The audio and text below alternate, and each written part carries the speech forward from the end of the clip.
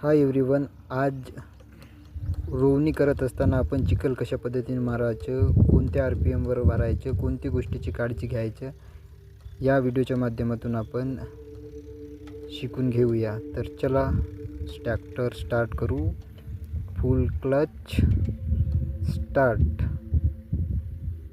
त्याच्यानंतर महत्त्वाचा जो पॉइंट आहे तो आपला ट्रॅक्टर पूर्णपणे न्यूट्रल आहे का हे चेक करायचं।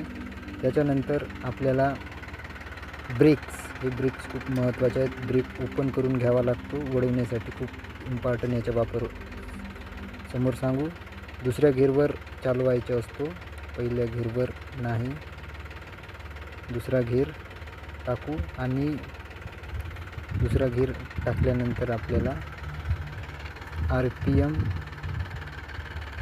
1500 मॅन्युअली सेट करून घ्यावा। त्याच्यानंतर मॅन्युअली सेट केल्यानंतर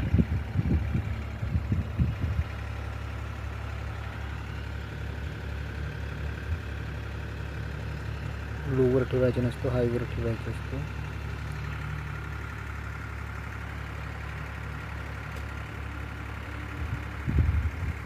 एक्सेलेटर मॅन्युअली सेट करा 1500 RPM।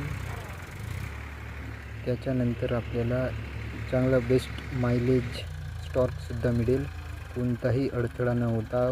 खूप महत्त्वाचे म्हणजे एक्सेलेटरला आपल्याला कोणताही छेडछाड करायचा नाही, फक्त गाडी वळवण्यासाठी ब्रेकचा वापर करा आणि स्टीअरिंगचा। त्याच्यानंतर आपल्याला चांगल्या प्रकारे मायलेज, डिझेलची खूप मोठ्या प्रमाणावर बचत होईल।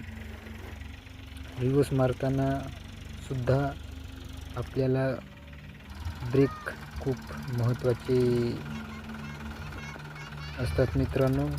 एक साईड आपण हा बघा, या ठिकाणी थोडा आमचा मित्र गलती करत आहे। या ठिकाणी ब्रेक एका साईडकडच्या मारून ठेवावा लागतो, त्याप्रकारे कॉर्नरपर्यंत आपला ट्रॅक्टर पोहोचतो।